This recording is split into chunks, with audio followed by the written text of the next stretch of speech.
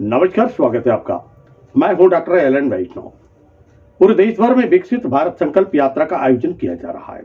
विकसित भारत संकल्प यात्रा का आयोजन का जो प्रयोजन है वह है भारत सरकार के द्वारा किए गए कार्यों की जानकारी, जो जन कल्याणकारी योजनाएं चल रही हैं उनका लाभ पात्र हितग्राहियों तक पहुंच रहा है कि नहीं पहुंच रहा है।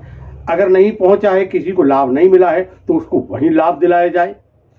आने वाले समय में भारत सरकार, भारतीय जनता पार्टी क्या कार्य करने जा रही है, इसकी पूरी योजना इस विकसित भारत संकल्प यात्रा में बताई गई है। मध्य प्रदेश के दमोह जिले में भी ये विकसित भारत संकल्प यात्रा निकाली जा रही है। दमोह विधानसभा 55 के ग्राम बेसनाखेड़ी में भी ये यात्रा पहुंची, जहां कार्यक्रम के मुख्य अतिथि थे मध्य प्रदेश शासन के पूर्व वित्त मंत्री, वर्तमान में दमोह विधानसभा 55 के विधायक जयंत कुमार मलैया। उन्होंने आयोजन के प्रयोजन के संबंध में आम जनमानस के बीच में बात रखी। भारत सरकार का संकल्प और योजनाएं, जो पात्र हितग्राही कहीं छूट गए हैं उनको लाभ कैसे मिले, इस संबंध में उन्होंने जानकारी दी और साथ में संबंधित विभाग के अधिकारियों को भी दिशा निर्देश दिए। भारतीय जनता पार्टी के पूर्व जिला महामंत्री आदरणीय अखिलेश हजारे जी, सभी लोग जोरदार तालियों से अभिवादन करें भैया का। और भारतीय जनता पार्टी के वरिष्ठ कार्यकर्ता पप्पू जायसवाल जी, दान सिंह जी, भारतीय जनता पार्टी के पूर्व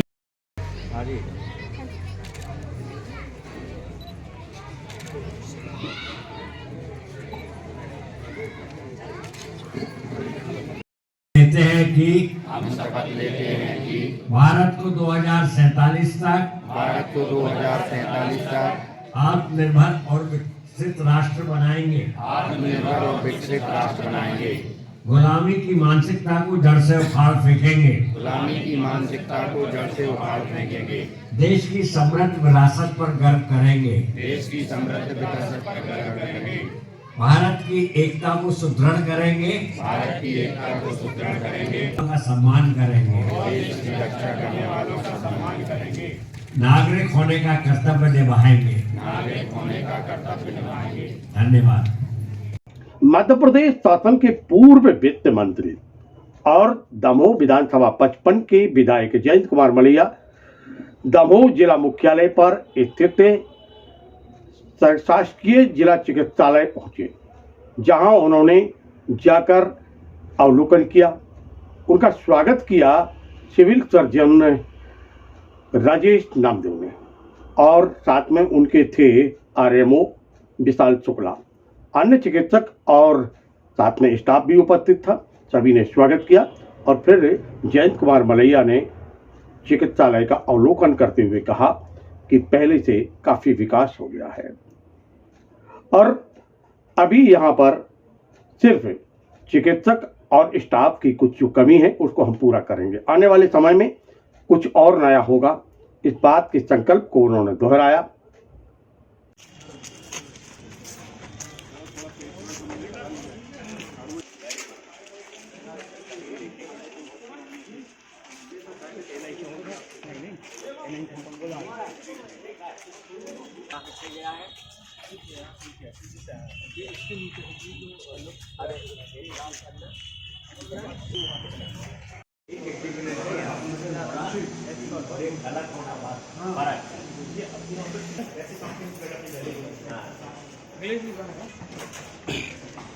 सोच रहे थे कि हॉस्पिटल आए, हॉस्पिटल में क्या क्या आवश्यकताएं हैं, क्या चल रहा है। हमारा हॉस्पिटल पहले से बहुत बड़ा और बहुत अच्छा हो गया है। अलग अलग केयर यूनिट्स जो हैं, चाहे वो डायलिसिस का यूनिट हो, बच्चों का हो, बर्न केसेस का हो, और सब किस्म के हैं। यहाँ बहुत अच्छे से चल रहे हैं। देखा मैंने, साफ़ सफाई की व्यवस्था भी पहले से है, परंतु अभी भी और काफ़ी कुछ होने की आवश्यकता है। एक और 50 बेड का क्रिटिकल पेशेंट्स के लिए हॉस्पिटल की बिल्डिंग बन के तैयार है, वो अति शीघ्र प्रारंभ हो जाएगी।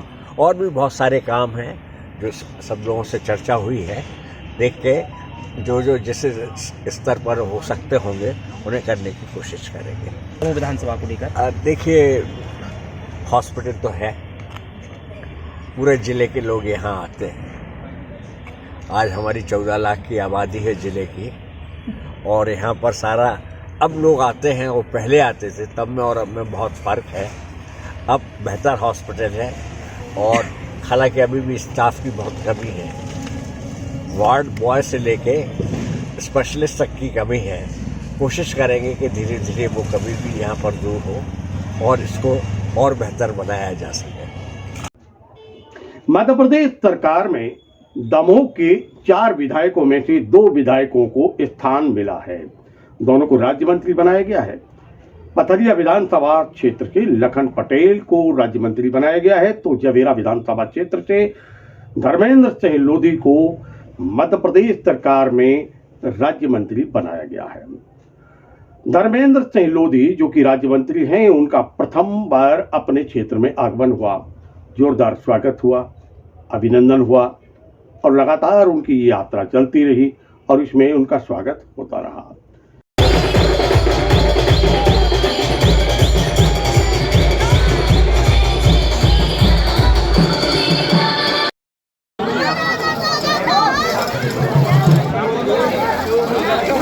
ये तुलादान आदरणीय दादा मूरत सिंह जी के द्वारा संपन्न हुआ।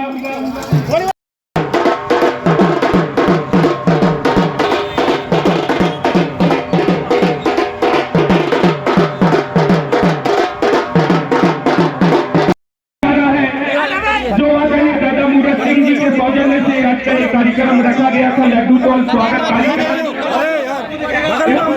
पार्टी के सभी कार्यकर्ता बंधुओं से, पदाधिकारियों से एवं मोर्चा के साथियों एवं मातृशक्ति या महिला मोर्चा की जो बहनें आई हो, उन सभी से आग्रह करते हैं कि इस कार्यक्रम में लड्डू तोल स्वागत कार्यक्रम में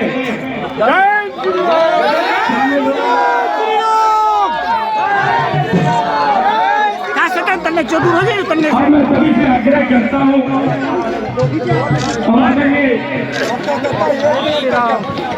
सभी से आग्रह करते हैं कि अब सभी लोग मन से नीचे। जवेरा विधानसभा क्षेत्र के विधायक है धर्मेंद्र सिंह लोधी राज्य मंत्री बनने के बाद जवेरा विधानसभा क्षेत्र में आए, उनका स्वागत हुआ, और स्वागत के साथ जो कुछ हुआ वह चिंतनीय है, और चिंतनीय होने के साथ साथ चर्चाओं में बना हुआ है।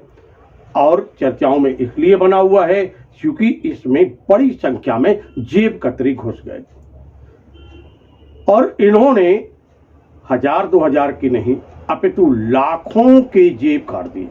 चर्चाओं बना हुआ है कि कम से कम 2.5 से 3 लाख रुपए की जेब कतरी इसमें हुई है।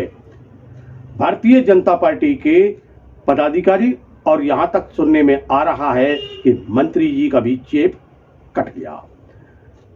आइए देखते हैं एक ऐसी रिपोर्ट जो चर्चाओं में भी है और साथ में चिंतनीय भी है कि आखिर जी जेब कतरे कितनी बड़ी संख्या में अंदर प्रवेश कर गए, और मंत्री जी के साथ ये जेब कतरे चलते चलते जेब काटते रहे पार्टी के पदाधिकारियों का, आम जनमानस का।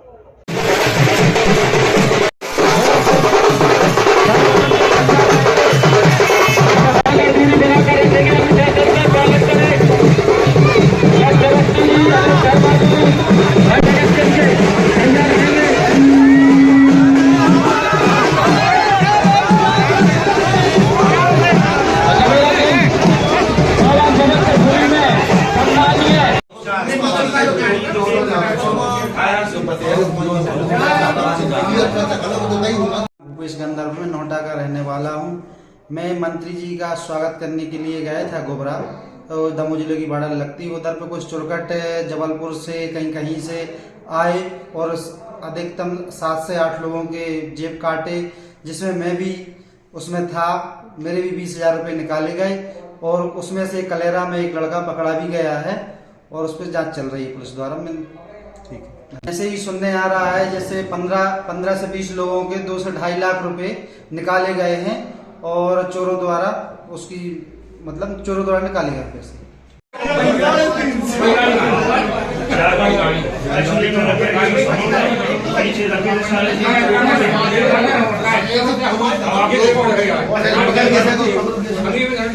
जेब में ऐसा पैसे लगा रहा तो सुकून हाथ पकड़ लो।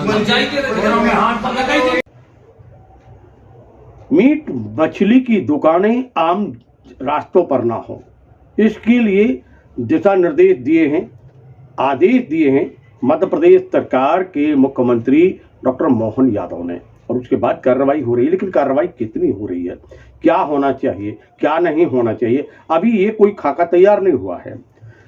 ये सिर्फ सूचना मिल रही है कि हवाई भी है। क्या योजना है आने वाले समय में, इन मीट मछली के विक्रेताओं को कहाँ शिफ्ट किया जाना है, क्या करना है, इसकी योजना किस प्रकार है, इसकी जानकारी अभी तक नहीं मिल रही है। लेकिन अमला है कि पहुंच जाता है और पहुंचकर कार्रवाई को अंजाम देता है। बता दें हम आपको कि दमोह में स्लॉटर हाउस मंजूर नहीं है और स्लॉटर हाउस ना होने के कारण ये बड़ी परेशानी का सामना इस वक्त करना पड़ रहा है। मछली और मुर्गा जहां बिकते हैं, जहां मीट बिकता है, वहां नगर पालिका का अमला पहुंचा। कुछ पुलिस के कर्मचारी भी थे और वह सब पहुंचे और उन्होंने कुछ देर वहां रुककर दुकानों को बंद कराया, फिर वापस चले गए। शीत ऋतु का कहर लगातार जारी है, लगातार कोहरा बढ़ा हुआ है। दोपहर 12-1 बजे तक तो सूर्य देव के दर्पण भी नहीं उभ रहे हैं। लगातार कोहरा और शीत ऋतु का जो कहर है वह बढ़ता जा रहा है, आम जनमानस प्रभावित हो रहा है।